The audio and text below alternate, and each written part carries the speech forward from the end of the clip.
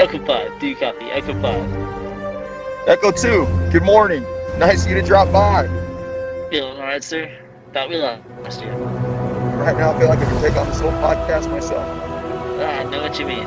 Ready to send that transmission to Echo Base? Yes, sir. R10, patch through.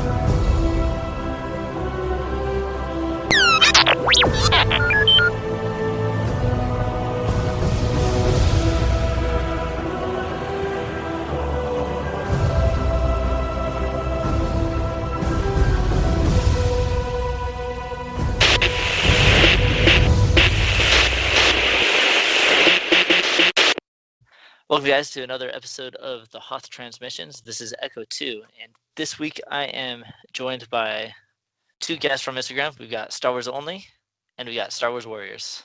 Go ahead and say hi, guys. Hello, I'm Star Wars Warriors, other known as Ethan.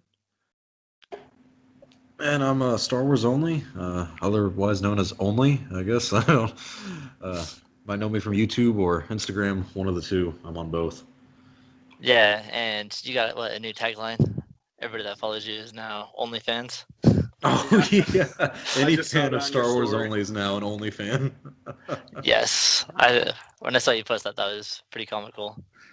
But yeah, right now we were just discussing a little bit about the sequels and just kind of like our expectations from them and kind of how we thought of them. Oh, isn't that the biggest discussion in Star Wars? Yeah, I feel like right now that's the topic. That's the topic. It's going through everyone's mind of like Mandalorian was great. Why didn't the sequels do it? And like kind of reflecting on the sequels in a way of like even if you like them, there are things about it that you don't like and that you wish they could have done better. I do want to ask you two guys this because this is something that has been on my mind for the past week.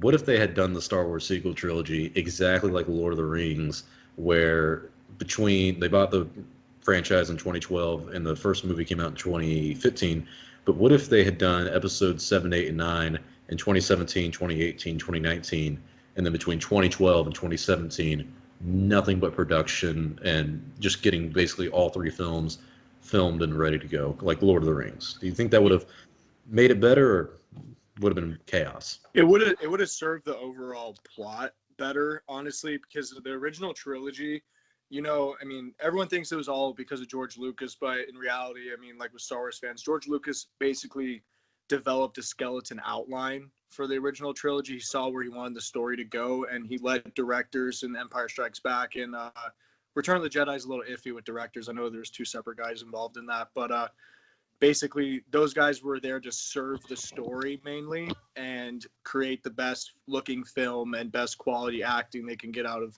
those films in order to serve George Lucas's story. And with the sequel trilogy, I mean, the prequels, I mean, production quality and everything like that, and acting and some of the direction, obviously, is a little bit cringy at times, but at least it served like an overall arcing story that you can follow and feel for. The sequel trilogy was just kind of meshed together, like piece by piece, with no skeleton structure of where it was going. So that's what I do see how the Lord of the Rings format of filming could help and serve the story better, but on a business type of format, I feel like that's not what they were looking for. I feel like they were trying to make their money back as quickly as possible and as soon as possible.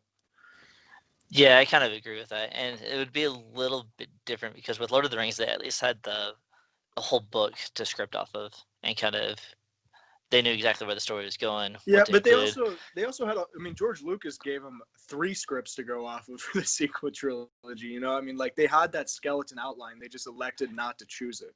That's true. Disney's like, yeah, forget you, George Lucas. We're gonna do our own thing. I feel like what Kathleen Kennedy should have done properly. I mean, I was just thinking about this today because of a podcast, and my anger with the sequel trilogy is just the fact is, I feel like Kathleen Kennedy should have acted more as a middleman and bargaining tool and worked with George Lucas and the directors that were willing to fulfill his vision. And even if he still did sell Star Wars, I mean, obviously he's not going to have full control of it, but I feel like Kathleen Kennedy should have worked more as like a middleman between the directors and George Lucas, or whatever the skeleton outline is, because obviously there was going to be disputes between directors wanting to show what they wanted to show in the films, and if there was someone who was overseeing like a whole skeleton outline. But Marvel did the same thing with Kevin Feige and their directors. It was serving an overall story, but at the same time, the directors were able to, give their own input into the individual story. It's the same thing with the Harry Potter books. That series is great because of the overall arcing story that's involved in it, and each director who directed a movie or multiple films fulfilled that one part of the overlaying structure of the story. The sequel trilogy just basically pooped out a movie every 2 years, trying to follow off of what the other director did with no overlaying story or direction to go with. Yeah, and I feel like it they seems even tried to do like one every year, because you had the trilogy every 2 years, and then they're trying to pop out a spin-off in between.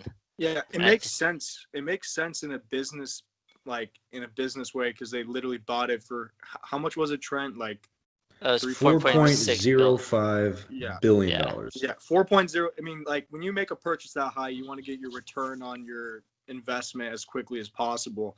But at the same time, I mean, like you also want to treat it with care. I mean, obviously, because if you're pumping out stuff that the overall fandom does not enjoy, I mean, there's still going to be people buying tickets and purchasing merchandise because Star Wars has been such a prevalent name. But when I don't want to say tarnish, because a lot of people did put in work and love into the sequel trilogy, and I feel like that what they were doing they felt was right, but it just wasn't structured overall, and that's just the whole collapse of it was people piggybacking off of each other. I actually enjoyed Colin Trevorrow's script of Duel of Fates a little bit better because it kind of the reason why I don't like The Rise of Skywalker as much as The Last Jedi is they both have their flaws, but at least The Last Jedi tried to do something a little bit new and like tried to not subvert expectations, but it tried something newer. And Rise of Skywalker kind of just gave us a generic film that piggybacked off the nostalgia of every other Star Wars film. And for me, it just seemed like a cash grab, and that's why I don't enjoy Rise of Skywalker as much as Last Jedi. But I can appreciate Last Jedi for trying to do something new rather than just fall back on what they know is safe. Yeah, it's kind of the corporate structure of how Disney makes films as opposed to Lucasfilm, because Lucasfilm is a independent company. It's an independent production company. So when they make films and they don't have a big boss like, let's say, Bob Iger, CEO of Disney, it's easier to make films in terms of the story. You really have freedom, and that's the kind of movies George Lucas has always enjoyed creating. And it kind of shows, as you were saying, like they didn't tarnish Star Wars, but when it came to pushing out a film every year, it really was too much too quick. Because imagine you're Kathleen Kennedy. Imagine it's 2012. George Lucas asks you to come in and become the next Lucasfilm, not president, but co-chairman, which if you're interested in the business structure of Lucasfilm before Disney, it was chairman and sole proprietor George Lucas, and then you had Lucasfilm president Michelin Chow. So when he brings in Kathleen Kennedy, he's basically saying, "You're the next me. You're the one who's going to be in charge." And then that same year, not only does she become the president of Lucasfilm, she becomes the head person, and then Disney says, "Hey, you're also going to have to put out a film every year starting in 2015. You have about 2.5 years to do that. Good luck." It's a very delicate process of making these films. It took George Lucas 10 years to make the prequel trilogy, and I would argue that the story structure on that wasn't even that perfect. And that relies mostly on Lucas. What Disney did was like, all right, I want to put out an entire new trilogy within a span of 5 years, within a span of 6 years if we're going by release date. So it's just kind of it's a rushed mentality of, like you were saying, Ethan, on trying to get the money back, where I thought it would be a good idea to put out the films in 2017, 2018, 2019. And while I think that actually would have done better for them in the box office and in story continuity, like you were saying, Disney, the second they bought Star Wars, were like, "Hey, this is $4 billion. We got to get this back as soon as possible." And so that's why they immediately, when they bought it, they said there's going to be a Star Wars film coming out in May of 2015. It's going to be Episode 7, and of course they had to delay that because of script issues. and that really kind of upset them at the time because it was like, well, that's affecting our quarter earnings.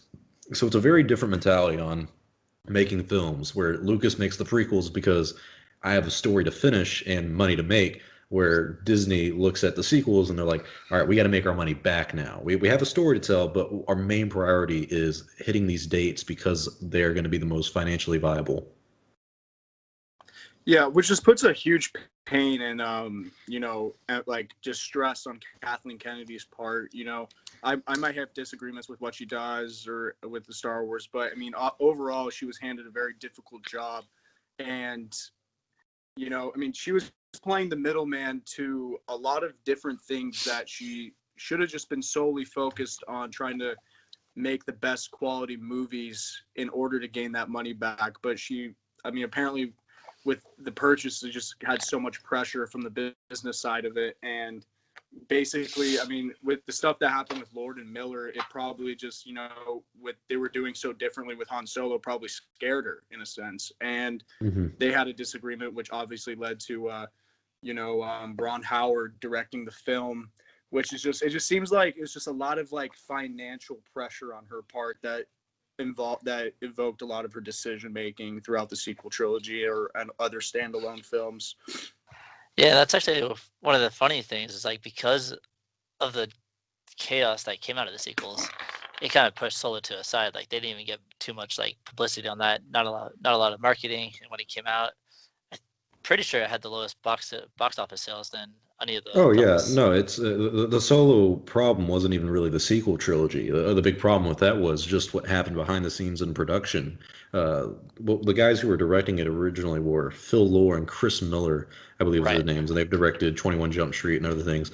And when they were making the film, they would continue to do the same shots over and over again, and that was really upsetting the production in Solo, a Star Wars story. And so people like Kathleen Kennedy and Lawrence Kasdan, I think a lot of people have forgotten that not only was he a co-writer on that, but he was an executive producer who was one of the deciding people on getting rid of Chris Lord and Phil Miller. And so what happened was they say it's creative differences, and it probably was, but a lot of it was how the production was done. And Kathleen Kennedy said, there's a process to making these films, and they just weren't familiar with that process.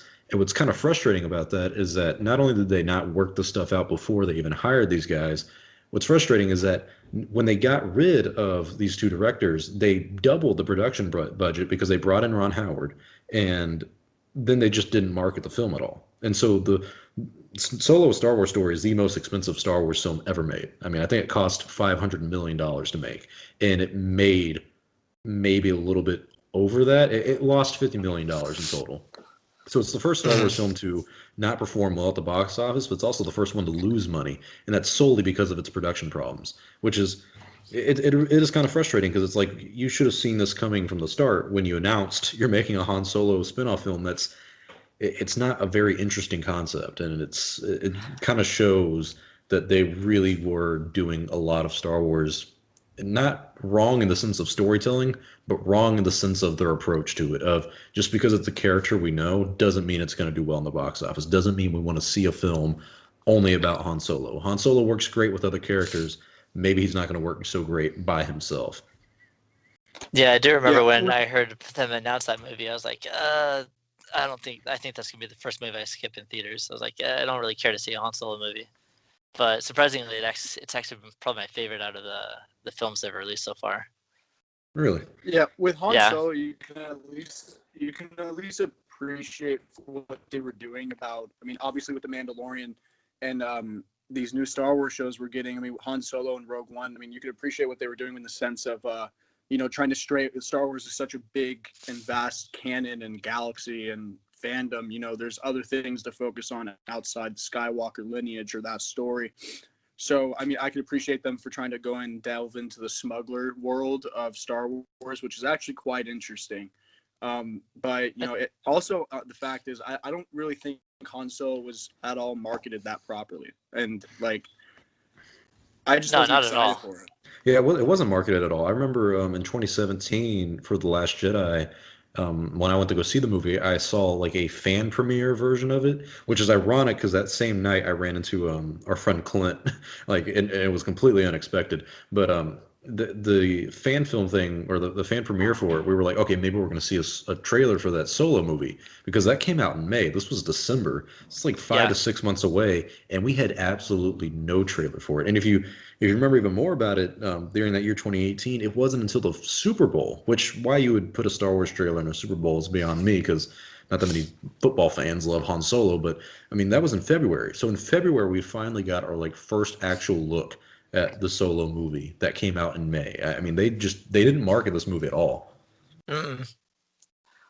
Let alone the casting for it seemed a little off too. Like a lot of people were like, it's not Harrison Ford, and Yeah, people had a yeah. lot of reservations about Alden taking on that role. I Well, actually it's not thought he even that did he's a a bad actor. fantastic job. Yeah, he did a good job with what he had. It's just that he's not Harrison Harrison Ford, Ford. and it in terms of the story of the sequels, that also doesn't really work well for me either because it's like the first film we have with Han Solo back is Force Awakens, and then he dies. And then, you're Yeah, going to tell me a few years later I'm going to see him in a spin-off film. It's like, kind of annoying, you know? Same thing with Black Widow and Marvel. I don't want to jump into another thing over here, but I mean, with all that's incorrect or what we didn't enjoy with the sequel trilogy, we can at least appreciate like at some level of what they are doing correctly with television now, and as some people are saying now, the Filoniverse. yeah. Like I was actually thinking about that. Is like the sequels in themselves, they're enjoyable. They weren't like terrible films, but had a lot of flaws, a lot of things that fans just didn't like. And I think by doing what they did, they're hearing the feedback from all the fans, and so now we're getting TV shows like The Mandalorian and then all these other spin-off shows, and they're starting to do a lot better with the storytelling. Yeah, I it's think just I the only thing posted I'm worried about with it's a small worry, and I mean Disney's loaded with money, so it's probably doesn't even have any credit to it. But with pumping out all of these TV shows, I just don't want the production value for any of them to go down. I mean, The Mandalorian looks great. I mean, and there are like I guess you can say some scenes in the production value of The Mandalorian that are like, but I mean overall it looks great and it feels like Star Wars. Yeah, that's what's interesting is that like the shows are going to be smaller in budget and in scale. Like Mandalorian season 1, for example, was I think $150 million in production cost. Probably about the same, if not a little bit more, for season 2, depending on what they needed or what they were given by Disney. The films a piece are like $250 million just to make. That's not including like the hundreds of millions of dollars, which is probably about $100 million, just at least in marketing the film and advertising it. So it seems like their approach for the future, at least in this decade of the 2020s, is the shows are going to have their usual budget, 100 and $150 million.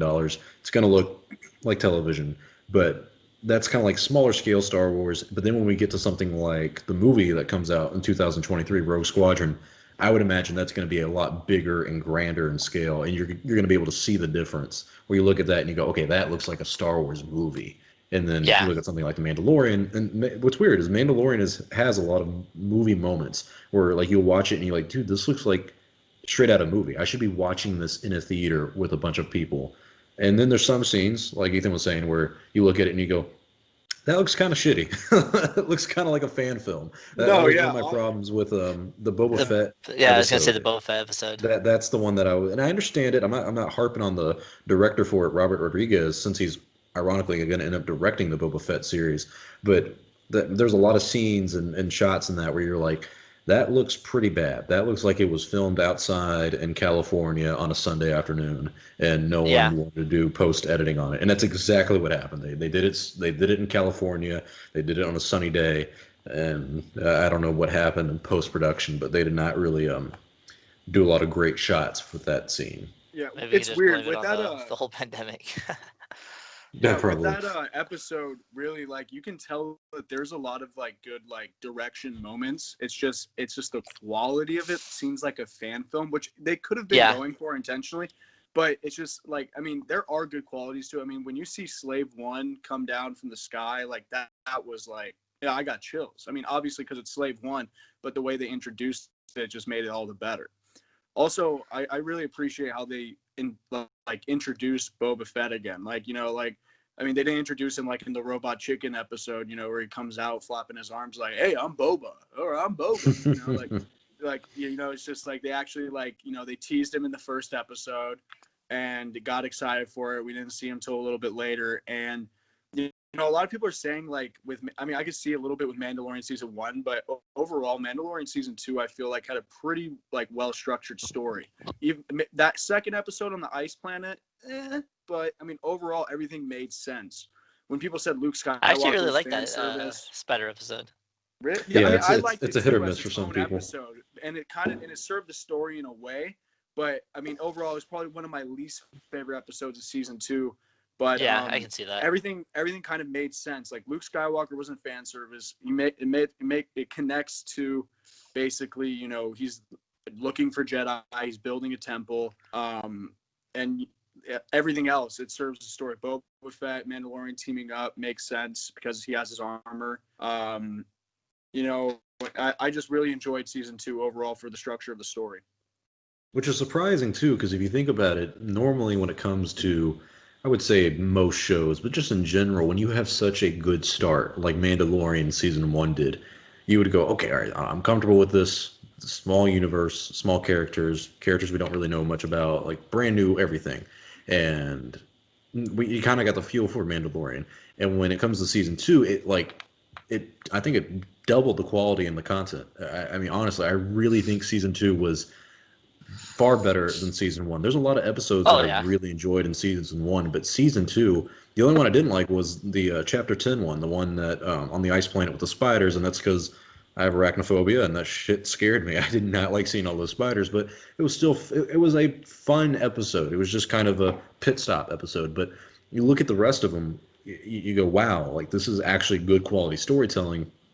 I care about all the characters. There's a lot of cameos that people like me were very worried about when we heard all the rumors about these, but Like every Ahsoka. single one was executed. Yeah, I mean, I was worried Ahsoka was going to look awkward. I was worried that Bo-Katan was going to show up and Boba was going to show up, and they were all going to be like having an Avengers Endgame moment where it's a big cringe, where it's all these characters Yeah. coming together, and you're like, oh, I know that person, and that's why I like this. No, it was this fits the story. Din Djarin's on this adventure. He runs into these people, and they're kind of a means to an end. He's like, "Hey, I need this." They said, "Okay, you got to help me with this first." He helps. They both go on their own separate ways, and then runs into the next character. It's it's a very engaging story for us as audience members because we kind of feel like Din Djarin in some way, but it's also just baffling that you have someone like Jon Favreau who can write the story and continue to make it not only interesting but exciting and tension building and make you want more. I mean, at the end of season 2, I mean, honest to God, who knows what's next? We all knew what was going to happen at the end of season 1. We all knew he was going to go look for Jedi. Now that Yeah. that's kind of happened, now it really is. Well, I would expect him to go to Mandalore, but it's like, what's going to happen next? What's going to happen in season 3? So this has been some of the best Star Wars content I think we've gotten since 1983's Return of the Jedi. I think it's better than the sequels, the prequels, Clone Wars. I don't think it's even close to those in competition. Oh yeah, definitely not. And it goes to one of the things that we were like discussing earlier is like, are we gonna see the child again, Grogu, or I saw a funny. I think you might have posted it, Trent. It was like Kylo Ren whispering to Baby Yoda, "Hey, you're cool. Don't come to school today." Yeah, don't show up to school Yeah. tomorrow. Yeah. Yeah. But honestly, Yeah. I mean, like, I'm really excited for what's to come. I mean, like, from what I've heard with Deborah Chow with you know, the Kenobi series. I mean, it's just like they're making a lot of good moves now, and it seems like Hayden Christensen is like starting to be welcomed again by the community. I mean, which is funny. Homie moved out to a farm, and they finally got him back. And it seems like I heard mention of Order 66 in the Jedi Temple flashbacks, stuff like that. Like, just all around great things of what's to come with personally the show I'm most excited for, and then second is Ahsoka is the Kenobi series. My listing for excitement is actually surprising for me. My number one is that show, The Acolyte. The second one for me would be I think Obi-Wan, and then third would be Ahsoka, or maybe it's reversed. I can't remember The what I originally Acolyte is listed as. very interesting because I like the I mean, concept on that one. like obviously in Yeah. lore, I mean, it's going to be about Sith Acolyte, correct? They didn't say it, but they said something about like the description for it is exploring emerging dark side powers and Yeah. mysteries in the It's universe. just like but that is such being an called the interesting. Acolyte, yeah. That is such an interesting concept. You know, reversing the role of what it's like to be a Sith to refuse the light and not embrace it. You know, and only hold on to the struggle of the future and the fear of what's to come. You know, like I really like the sense of flipping.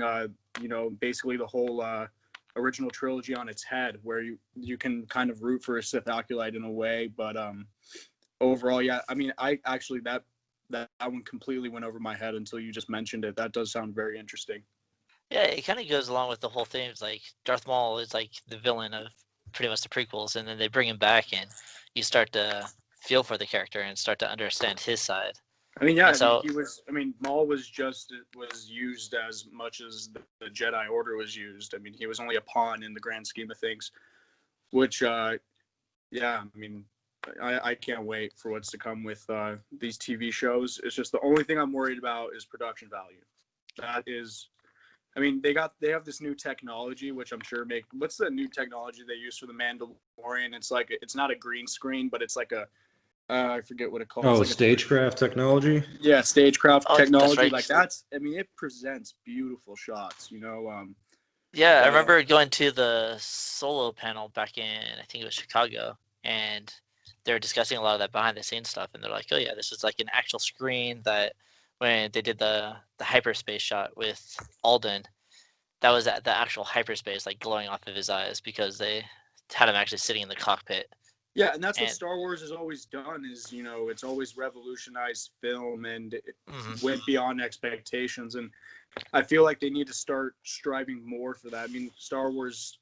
I mean, it first built its sense of hope, and you know, everyone fell in love with it in 1970, in the 1970s, basically. And a lot of studio heads, they'll get old and they'll hire young people like George Lucas for American Graffiti, which they'll think is going to flop, which turns out to be awesome with the new coming of age of the people who are watching these films and buying it, like teenagers and stuff.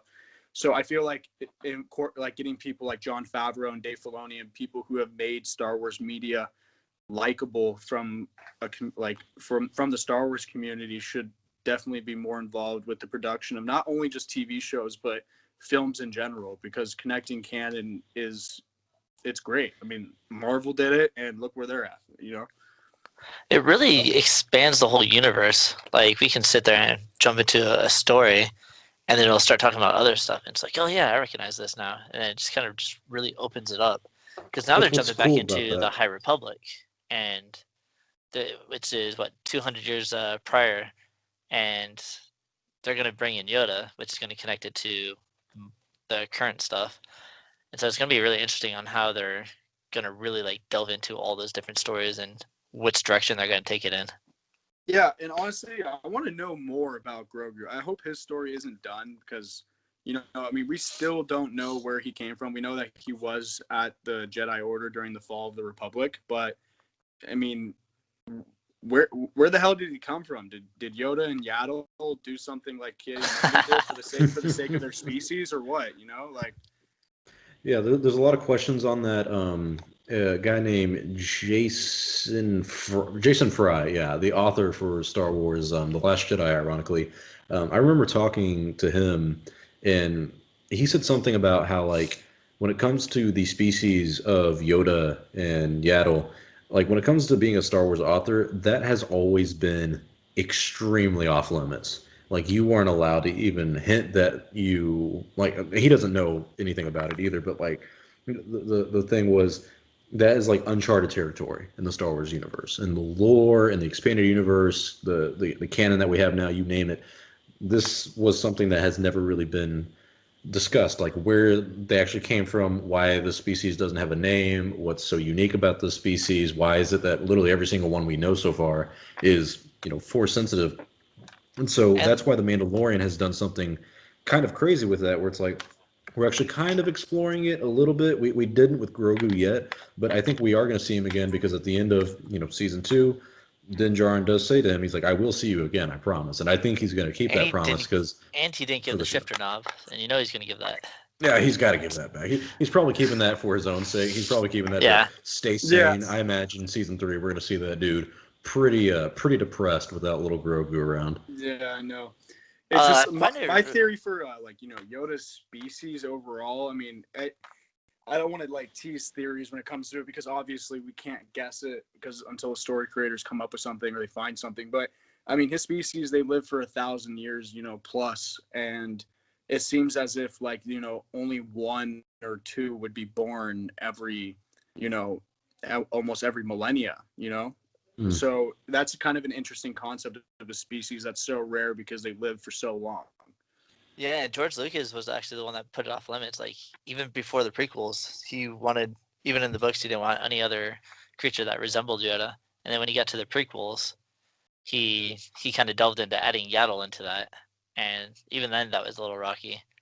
And then you see like Knights of the Old Republic, they created the Jedi Council there. There was a Yoda species character there, and so as each generation comes, George Lucas has become a little bit more lenient with that. I know he was on the set of Mandalorian quite a bit, and when they're introducing Grogu and the name, he had to approve it first, from what I understand. Really, I did not know about that or hear that. I know that he had like some input on Grogu and all that, but I didn't know he had a say in any of it. It wouldn't surprise me though. I mean, if you're gonna deal with the species at all, he would be the guy. I mean, it's George Lucas, of course, but he would I definitely think be the the guy right you go to. wording was he approved of it. I don't know if they're like going to him Ge- specifically for it, but he Yeah, approved of it. he gave his blessing, if you will. Yeah.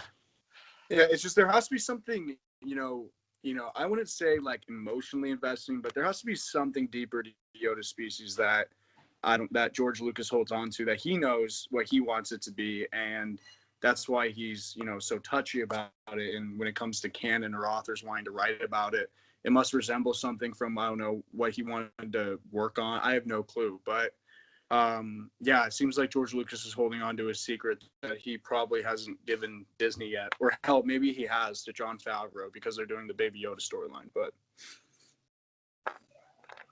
Yeah, I don't see Lucas popping into the Disney offices too often. Yeah. I think he's enjoying his life in Chicago. I do wonder how that man is handling this whole COVID pandemic.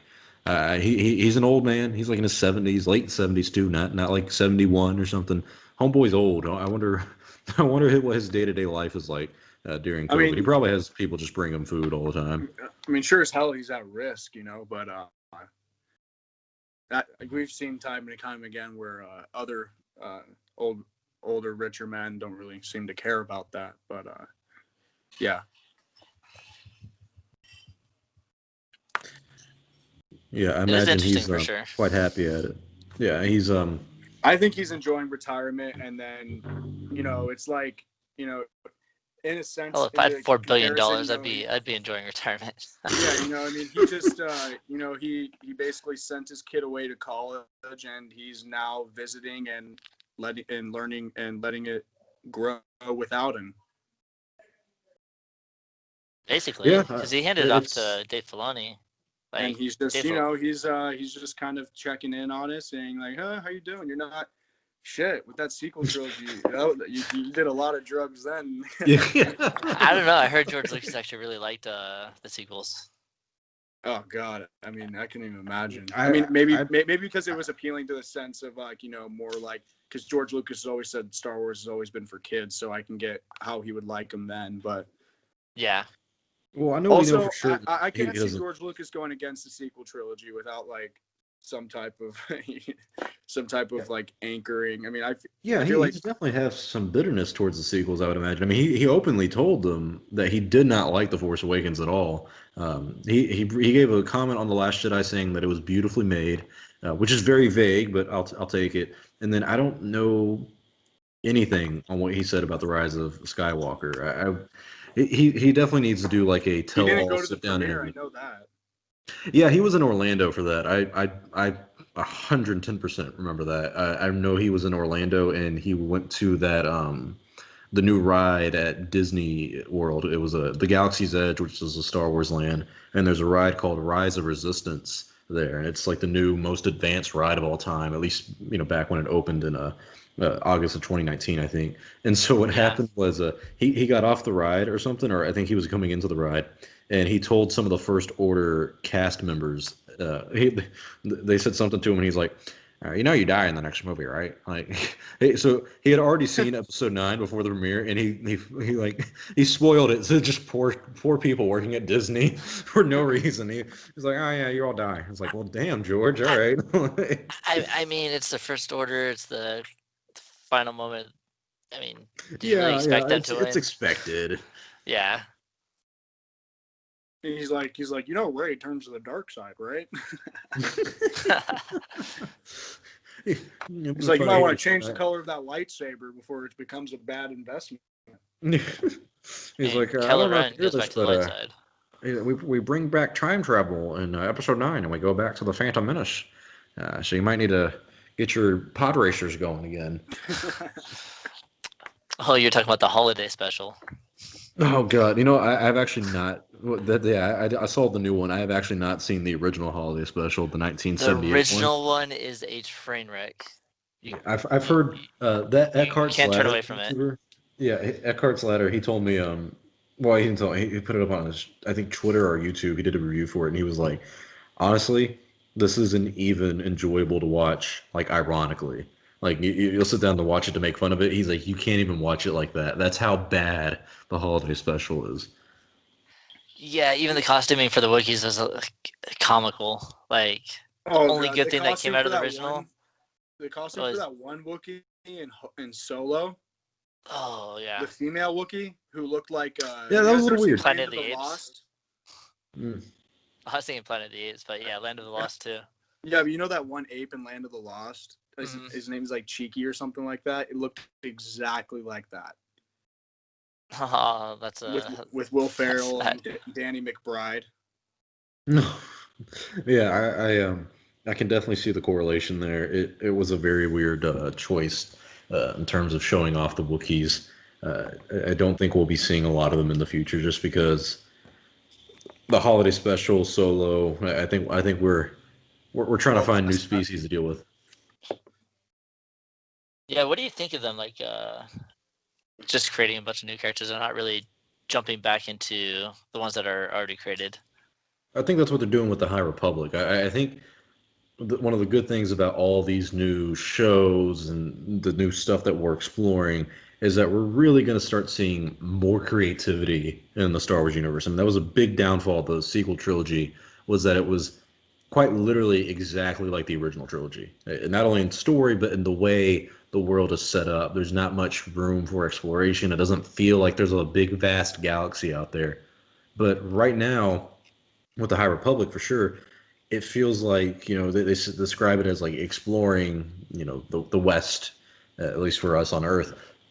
And so it would make sense that they would introduce a lot of new characters, new species, new religions. I mean, that's kind of what they're doing even with the Thrawn novels. Thrawn Ascendancy, I think, is the first one of like the trilogy, and it takes place between Attack of the Clones and Revenge of the Sith, and it's in like the unknown regions of the Star Wars universe. So for the Chiss Ascendancy, they know everything about that area, but as much as they could, and anyone like in the Republic or in the Separatists, they have no idea what that stuff's about. So that's an interesting route to go in terms of the unknown regions. You can explore a lot of new creatures and aliens that we have in the first book. So there's that option, and then there's the option of going to the High Republic, which is hundreds of years before, and exploring new species and aliens like that. So a lot more room for creativity, but it really depends on what timeline you're going into, because it's hard to do that in the sequel trilogy timeline, I feel. Yeah, I can understand that as well. I do like a lot of the character designs that they're putting with the High Republic. I know. See, today's January 3rd. I believe it's tomorrow that they're going to be releasing some new books, if I understand correctly. Wait, is today Monday? No, I don't think they're Sunday. releasing a. Yeah, I don't think they're releasing a book tomorrow. I think they're having like a announcement like Q&A panel or something. There's some big to do about it. And then Tuesday, I think Light of the Jedi, which is the first book by Charles Soule, comes That's right. out. Yeah. Yeah, and I know some of our friends already have like copies of it and have been reading it, and they say it's really, really good. So I'll hopefully be able to pick it up from my local bookstore or something like that out here. Yeah, I'm hoping to pick it up too, and then do maybe a little discussion on it because I'm actually really intrigued about a lot of the new stuff that they're coming out with. Although the only thing that I have issues is because they're talking about like the Sith acolyte. Maybe that's a way that they're going to get around the whole Sith being extinct for 1,000 years, as Mundi uh, proclaims.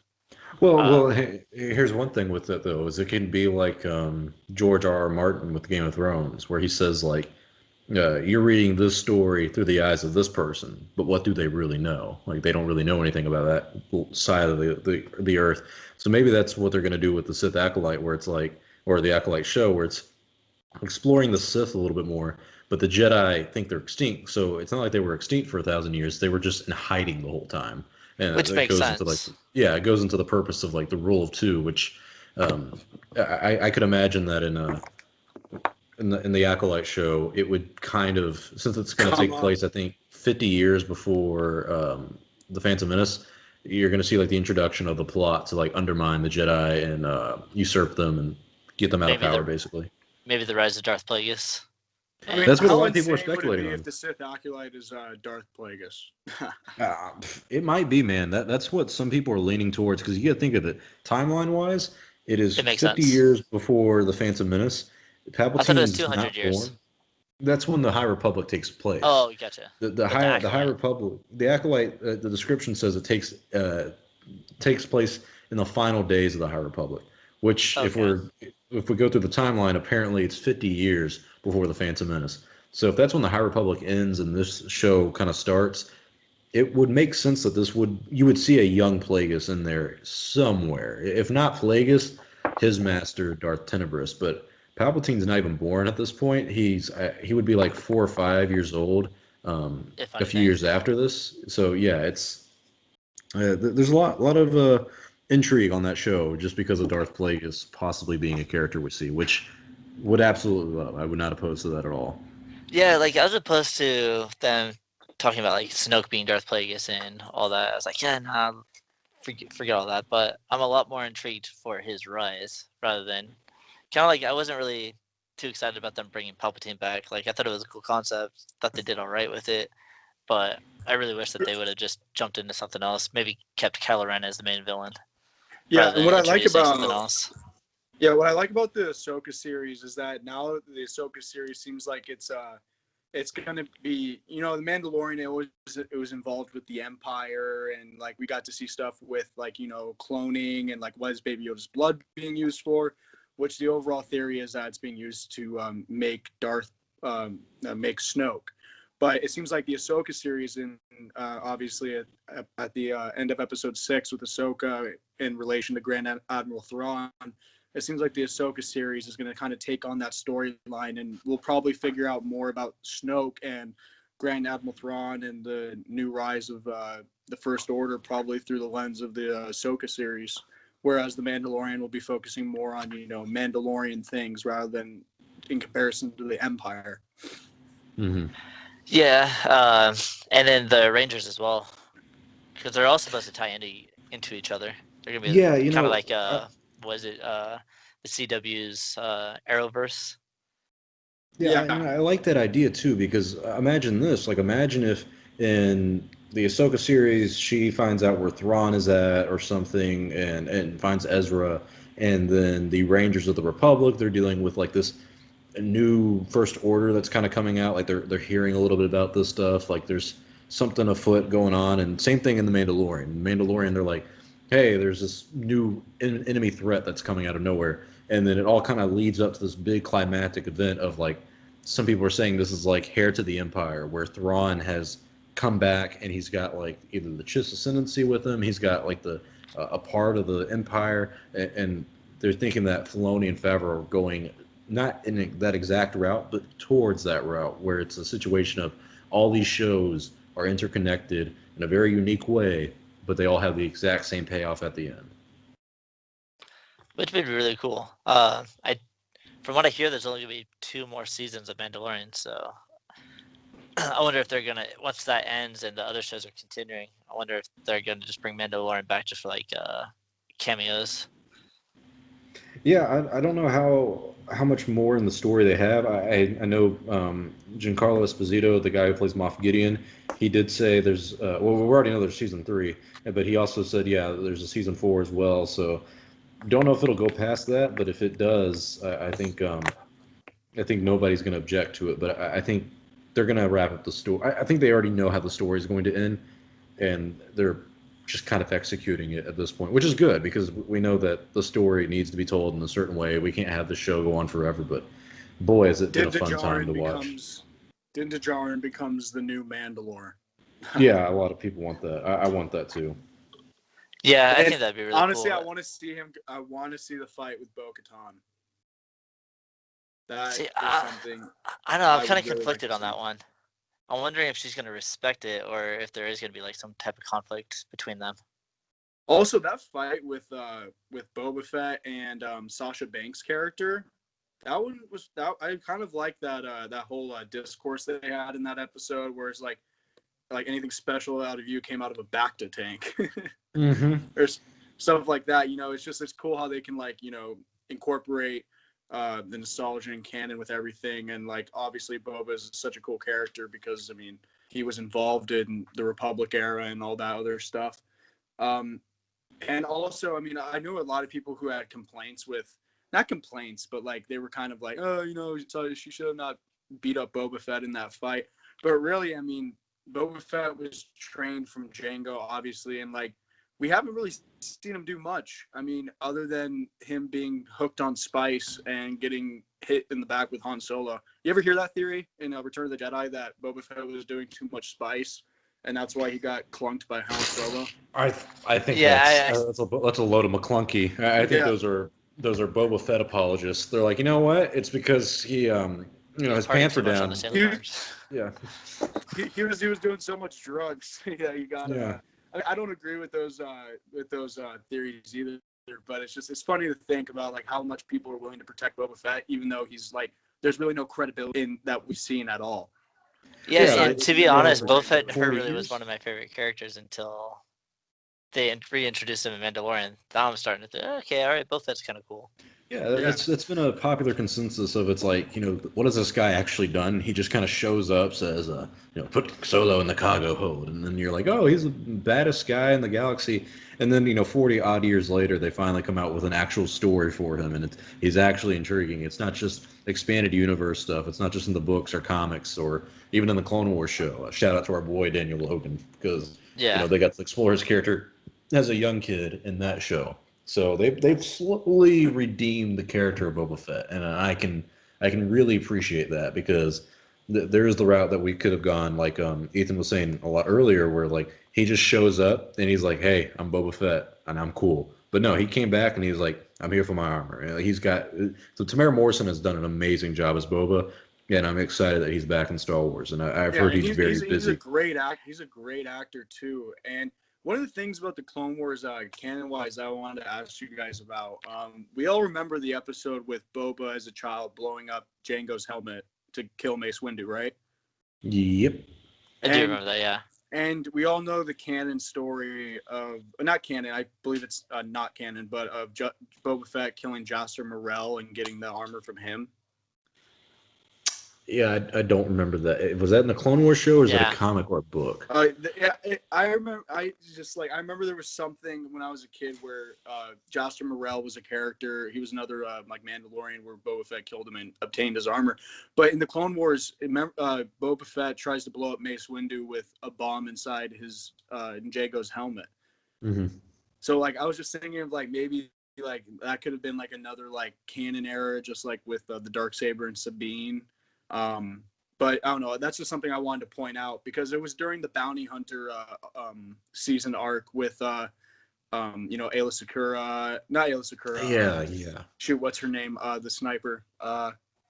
She got they Aurora Singh. Solo. Harrelson, yeah. Yeah, or Sing. Harrelson. Remember how great that was, and that was also great in Han Solo, where I forget the name of the character, but he's just like, yeah, I pushed her off a cliff or something like Yeah, that.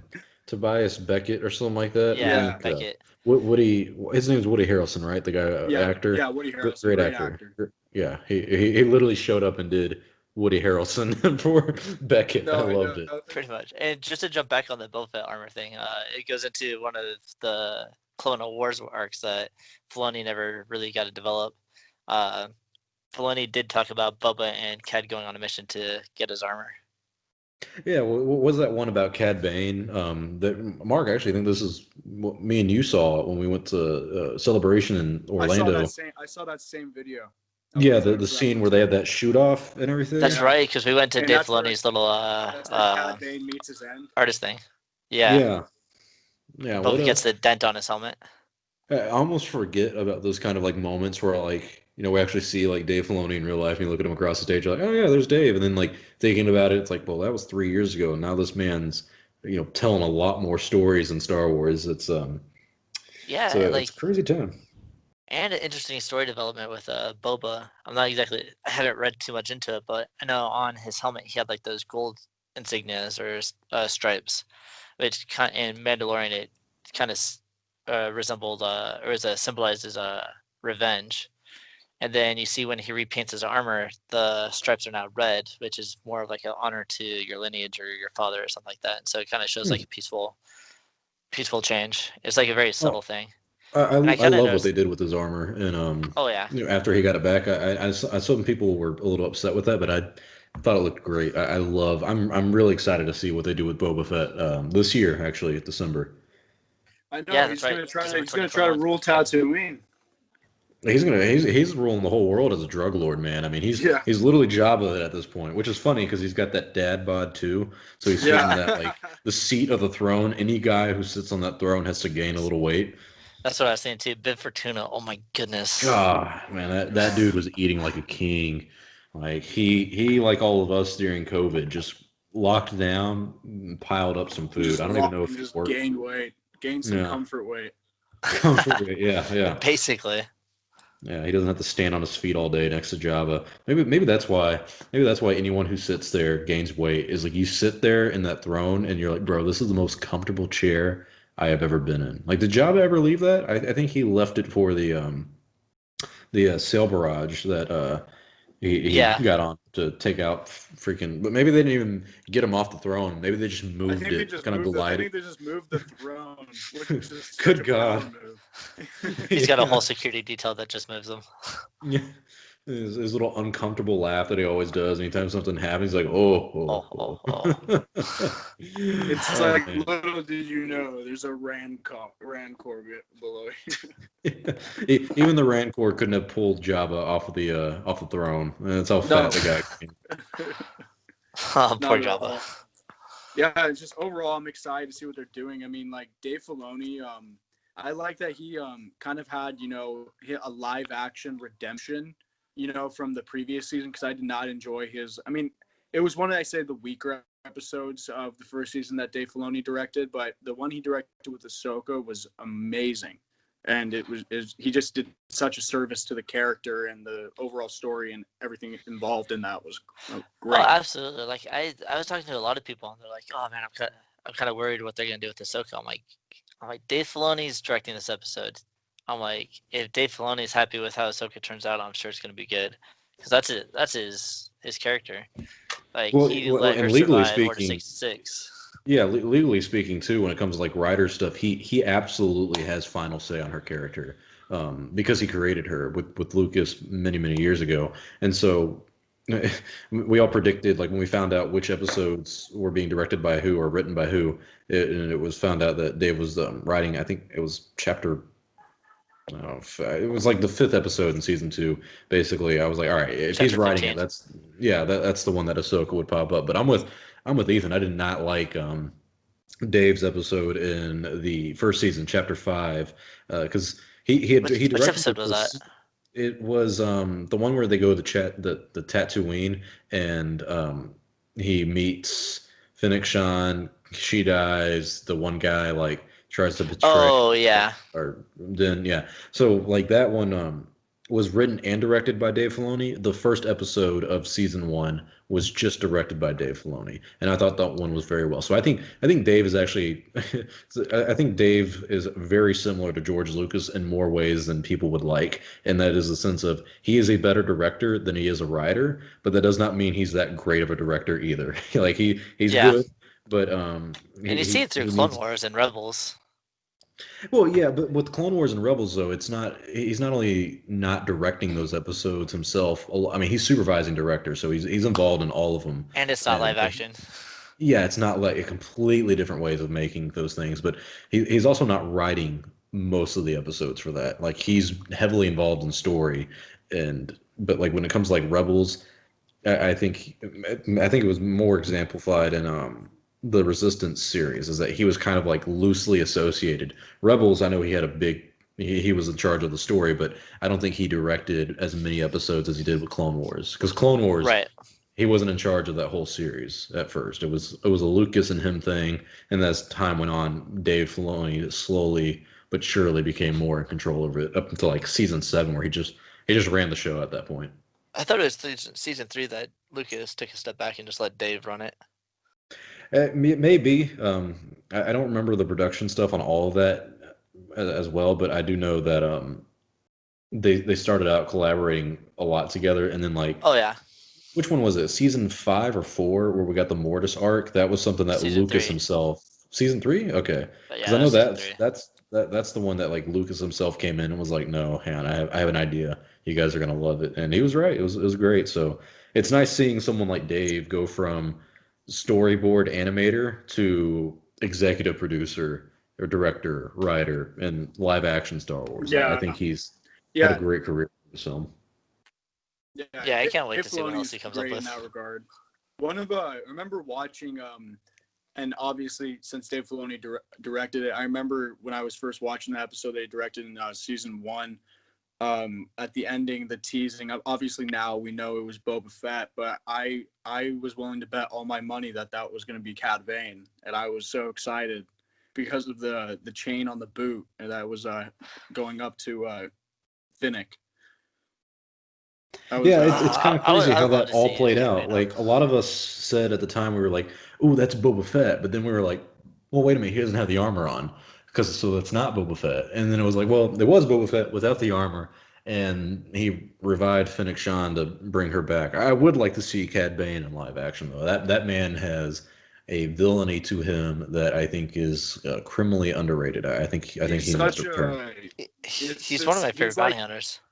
it's Benicio Del Toro's character in The Last Jedi is basically a worse version of Cad Bane, but they have the same type of morals and methodology on life. You know, that character in The Last Jedi, Benicio Del Toro. You know, he basically said whatever side needs him or whatever side is going to pay him Pays the properly most. is the side that he's going to go for or work for. He doesn't really pick sides; he just picks whoever hires him, which is essentially Cad Bane's character. And I just really liked how Cad Bane is just only like a lone soldier by himself. Yeah, I think there's a lot more story to be had with him too. I mean, I wouldn't imagine they would be done with Cad Bane's story, but I don't really know where they would take it. Like he's gonna have to die at some point. It seems to be the debate and kind of conflict I have with a lot of characters in general in Star Wars that we always like. We see their story doesn't end, but like Clone Wars, you don't know what happens to Cad Bane after that. And we were in the same state with like Boba Fett after Return of the Jedi. For me, we know that these characters are gonna die. Sometimes I just want to see the characters die off. Like I wouldn't mind if Cad Bane came back for like an episode or two in like The Mandalorian, and then like he gets killed at the end. Like okay, his story's over. Or if it's something as simple as he went into retirement and he's happy. Like it would Yeah, be nice to get some I mean, how conclusive great would it be results. if Cad Bane and I mean, this is obviously fan service, but I mean, if they did it properly, it wouldn't be fan service. But in the Book of Boba Fett, I mean, how great would it be to see Cad Bane and Boba Fett have a reunion, especially because Boba Fett in the Clone Wars was hired by Cad Bane and his crew, and basically Cad Bane was leading it. and Cad they would be had to. very old, but that would be really cool too. It'd be yeah, I know. I mean, obviously, like with all the time that's passed, I mean, they would probably barely remember each other because Boba never even had the armor in the first place when he was a kid. But maybe he did. He just didn't wear it, obviously. But Yeah, I wonder if Filoni's ever going to go back to that little clip or that little story arc. I mean, how And great would it be if they did that? If they did that clip in Book of Boba Fett? I don't know. I mean, as a some flashback, rendition of it. Yeah, like something. Oh no, that'd be cool. Cad Bane is just too great of a character where it wouldn't be fan service. I feel like he would be serving the story if they incorporated it correctly. Like Well, him and especially with the Hondo. Book of Boba Fett. Yeah, like a Book of Boba Fett is going to mostly be about the criminal underworld and about the crime that's going on and the gangs and all that. And I actually, quick little prediction, I do think we're going to see a live action Darth Maul or hear about his gang in the Book of Boba Fett. I know for sure that.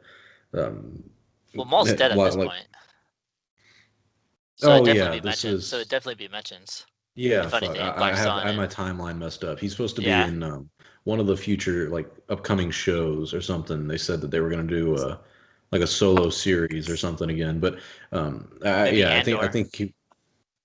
Oh yeah, you know what? That Yeah, I think could be it because yeah, it takes prior to Rogue One, and so that's kind of yeah. like about the timeline that Maul finds Obi-Wan on Tatooine.